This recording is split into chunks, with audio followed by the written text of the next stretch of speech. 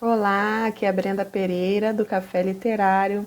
Estou aqui com a leitura do livro O Grito de Eva, A Violência Doméstica em Lares Cristãos, da autora Marília Camargo César. Já estamos aí quase na metade da leitura do livro e se você chegou até aqui, está de parabéns. Creio que essa leitura tem sido relevante para a sua vida e vai agregar bastante. Não se esqueça de se inscrever no canal. Farei a leitura de outros livros, outros grandes títulos que com certeza irão agregar na sua e na minha vida. Vamos começar a leitura do capítulo 6 e esse é o áudio de número 8. Capítulo 6. Joguem a boia. Você pode não ter deixado muitas manchas roxas na minha pele, mas deixou manchas roxas escuras gigantes por toda a minha alma. Ainda me pergunto quem eu deveria ter sido. Texto de Amanda Lovelace. Conviver com o amante em casa, na presença dos filhos pequenos, parece a vingança inconsciente de uma esposa que experimentou um alto grau de humilhação e vergonha. Ela foi tão abusada por esse marido pastor que se sentia no direito de se retaliar. Para ela, sacrificar-se ao lado de um homem rude e autoritário lhe permitia ser malvada com ele. Analisa Roseni Welmerink, diretora nacional do Celebrando a Recuperação, o programa terapêutico no qual Selma encontrou apoio psicológico e uma escuta acolhedora que lhe ajudaram a superar seus traumas. Criado nos Estados Unidos nos anos de 1990, o CR, como é conhecido, tem sido um importante ponto de encontro e de tratamento para mulheres que, como ela, passaram por situações de abuso físico e psicológico, ou que lutam contra maus hábitos e compulsões de toda a natureza, drogas, remédios, compras, comida, sexo. Com base no método de 12 passos utilizado pelos Alcoólicos Anônimos, mas com fundamentos cristãos, o grupo oferece um ambiente seguro e de sigilo, no qual as pessoas podem se abrir a respeito de seus vícios e dificuldades. O programa foi fundado na Califórnia por John Baker, um cristão que lutava contra o alcoolismo e frequentava o AA. Em 1991, Baker teve a ideia de começar um trabalho semelhante, porém cristocêntrico, em sua comunidade de fé, Cedar Church, uma mega igreja batista liderada pelo pastor e autor best-seller Rick Warren. Escreveu, entre outros sucessos, Uma Vida com Propósitos. O método do CR é utilizado por 35 mil igrejas em cerca de 80 países e já beneficiou mais de 5 milhões de pessoas. No Brasil, está em cerca de 700 igrejas. O ministério teve início em Fortaleza, na Igreja Batista Central, com Nelson e Roswitha Massambani. Em seguida, foi levada a São José dos Campos por Carlito Paz, pastor sênior da igreja na cidade. Em seu trabalho, Roseni conheceu muitas mulheres feridas por parceiros violentos. Curiosamente, várias delas chegavam às reuniões com o intuito de ajudar o companheiro, acreditando que o problema era exclusivamente dele. Na cabeça dela, é sempre o marido, o abusador, quem está doente. Ainda não entendeu que provavelmente ela está reproduzindo a vida ao lado de um algoz e que esse algoz representa alguém. O algoz pai, o algoz tio ou mesmo a mãe. Mas ninguém no grupo vai dizer para ela sair do relacionamento. Ela tem que chegar a essa conclusão sozinha. Uma das regras do programa é não dar opinião sobre as partilhas. Não devo ouvir os depoimentos usando de conhecimento teológico ou intelectual, mas sim fazer a escuta com o coração. Estou ali para ouvir e para me ouvir, ela explica. Outra norma é que cada pessoa pode falar de 3 a 5 minutos no máximo, sempre em primeira pessoa. Anonimato é regra áurea, diz Roseni. O que é dito nos encontros deve ficar ali. Ninguém deve dar conselho, ninguém pergunta nada depois. Outra preocupação é com o vocabulário. Palavras contam. Uma pessoa compartilha em um grupo que caiu na tentação da compra compulsiva porque havia em tal loja tantas bolsas de tal marca e por tal preço. No dia seguinte, haverá outros compulsivos comprando as mesmas bolsas na mesma loja.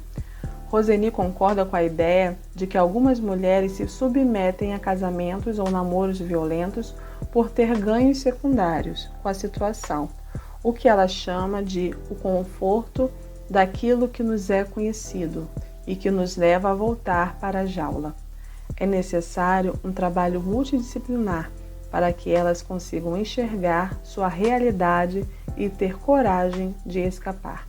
No entanto, o tempo para atingir essa iluminação depende de cada experiência. Demora a entender que ela tem recursos e pode viver de outro jeito, que ela não precisa ficar presa em sua cela. O celebrando dá esse apoio, pois a pessoa precisa de amigos que a acompanhem nesse processo e caminhem com ela.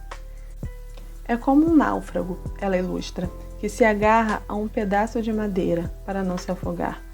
Alguém grita de longe: "Solte a madeira, vou lhe jogar uma boia." Mas ele não solta, porque tem medo de não conseguir nadar até a boia. O celebrando leva a boia até ele, até que se sinta seguro e tenha condição de soltar a madeira. Roseni acredita que o CR cumpre um papel de cura que está na essência do Evangelho de Cristo. Muitas igrejas perderam essa vocação. Não dispõem de um lugar onde se possa conversar sobre as questões pessoais mais profundas. O Evangelho se elitizou. Virou um clube de networking, no qual todos têm o mesmo nível socioeconômico e a mesma ideologia política. Perdemos um pouco o sentido do que é ser igreja. O objetivo principal dos grupos, segundo Roseni, é levar as pessoas compulsivas a identificar a dor profunda que as leva à compulsão. A compulsão é sempre um sintoma. Se não curar a dor, você não pode parar de beber, mas vai começar a comer compulsivamente. Você para de comer e começa a comprar. Para se tornar a protagonista de sua própria história, é necessário conhecer esses processos, tratá-los até perceber que você não precisa mais daquilo. Isso leva tempo. Muitas desistem antes da hora, porque não suportam esse confronto. Elas não aguentam. E tem as que precisam de um abusador, alguém para salvar. Teve uma mulher que orou 10 anos para o marido parar de beber, até que ele parou. 1 ano depois, ela se divorciou dele. Ela precisava de um doente para cuidar. No momento em que ele melhorou, parou de bater nela.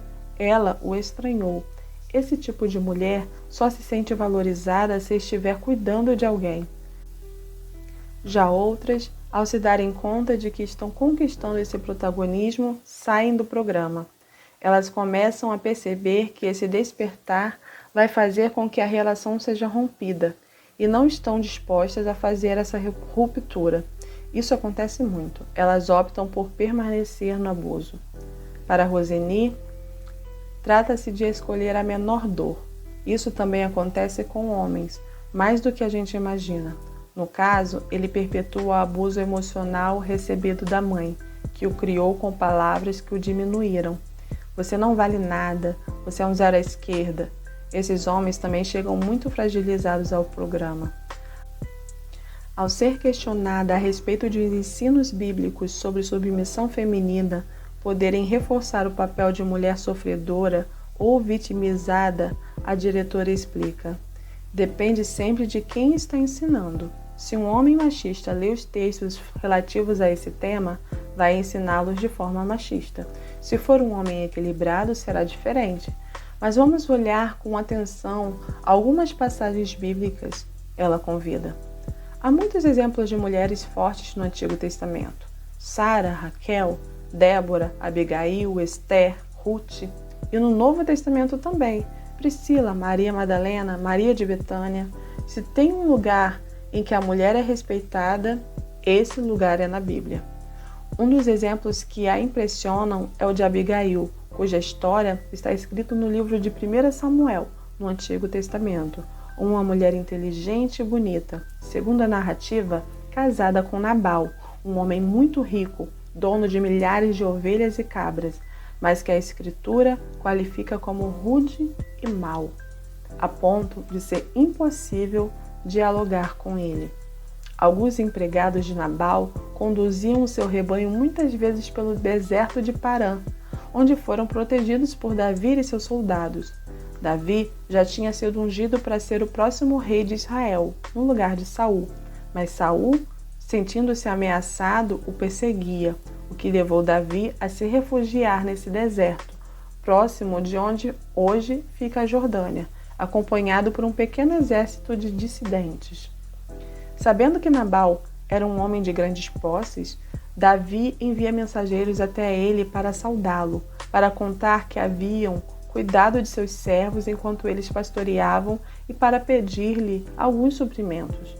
O prepotente fazendeiro, contudo, desprezando-os, e ofende o próprio Davi. Quem é Davi? Recusando-se a ajudá-los. Essa atitude mesquinha enfurece o futuro rei de Israel, que decide vingar-se, preparar 400 soldados e partir para atacar a casa de Nabal. Quando Abigail fica sabendo do que estava para acontecer, ela teme e põe em ação uma estratégia que acaba por evitar um banho de sangue. Ela demonstra, assim, coragem e perspicácia. A esposa de Nabal reúne mantimentos, 200 pães, 2 vasilhas de couro cheias de vinho, 5 ovelhas preparadas, 5 medidas de grãos torrados, 100 bolos de uvas passas e 200 bolos de figos prensados. Além disso, carrega uma tropa de jumentos, chama alguns servos e sai ao encontro de Davi e seus homens. Ao deparar-se com o batalhão, Abigail desce do jumento e se prostra diante do futuro rei. Ela cai a seus pés e diz: Meu senhor, a culpa é toda minha. Por favor, deixa a tua serva lhe falar e ouve o que ela tem a dizer. Abigail faz um longo discurso, responsabilizando-se pelo mal-entendido com seus soldados e reconhecendo a insensatez do marido. Meu senhor, não deis atenção àquele homem mau, Nabal. Ele é insensato, conforme o significado do seu nome, e a insensatez o acompanha. Contudo, eu, tua serva, não vi os rapazes que meu senhor enviou. Agora, meu senhor, juro pelo nome do Senhor e por tua vida, que foi o Senhor que te impediu de derramar sangue e de vingar-se com tuas próprias mãos. Que teus inimigos e todos os seus pretendem fazer-te mal, sejam castigados como Nabal, e que este presente que esta tua serva trouxe ao meu senhor seja dado aos homens que te seguem. Esquece, eu te suplico, a ofensa da tua serva, pois o Senhor certamente fará um reino duradouro para ti, que travas os combates do Senhor, e em toda a tua vida nenhuma culpa se ache em ti. Quando o Senhor tiver feito a meu senhor tudo o que prometeu e te tiver nomeado líder sobre Israel, meu senhor não terá no coração o peso de ter derramado sangue desnecessariamente, nem de ter feito justiça com as próprias mãos. E quando o Senhor tiver abençoado a ti, lembra-te da tua serva. As palavras proféticas e honrosas impressionam Davi, que volta atrás e desiste do ataque. O final da história é digno de um belo roteiro para Hollywood. Quando Nabal fica sabendo do ocorrido, tem um infarte e morre após alguns dias. A notícia chega até Davi, que se sente vingado, e pouco tempo depois envia mensageiros à casa da viúva com um pedido de casamento. Quando Davi soube que Nabal estava morto, disse: Bendito seja o Senhor, que defendeu a minha causa contra Nabal, por ter me tratado com desprezo. O Senhor impediu seu servo de praticar o mal e fez com que a maldade de Nabal caísse sobre sua própria cabeça. Então, Davi enviou uma mensagem a Abigail, pedindo-lhe que se tornasse sua mulher. Seus servos foram a Carmelo e disseram a Abigail: Davi nos mandou buscá-la para que seja mulher dele. Em síntese, a sabedoria de Abigail permitiu-lhe livrar-se do vilão e, por tabela, casar-se com o mocinho. Essa mulher extraordinária, analisa Roseni, não permite que a sordidez de seu marido afete o seu caráter. Isso é beleza. Durante toda a história, ela mantém sua dignidade e honra. O que me fascina nesse texto é isso. Ela mostra que a maldade da pessoa com quem eventualmente tenhamos de viver não deve determinar nosso comportamento, nosso humor, nossas reações. Sua conduta é notada e valorizada pelo futuro rei, a ponto de desejá-la como esposa. Transportando a história para o século XXI, a diretora do Celebrando a Recuperação avalia que hoje em dia a mulher casada com um Nabal tem mais facilidade de romper esse tipo de relação. Mas se ela decidir ficar, que não perca sua beleza no processo, que mantenha sua grandeza e que busque ajuda. O alvo deve ser sempre, segundo ela, encontrar seu valor intrínseco e sua identidade de filha amada de Deus. Todas fomos criadas à imagem e semelhança de Deus, criadas pelos Reis dos Reis. É Ele quem nos diz que temos valor.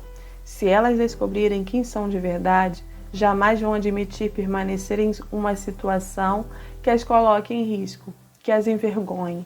O caminho para sair de um relacionamento abusivo é descobrir quem eu sou em Cristo. No momento em que descubro isso, ninguém me segura.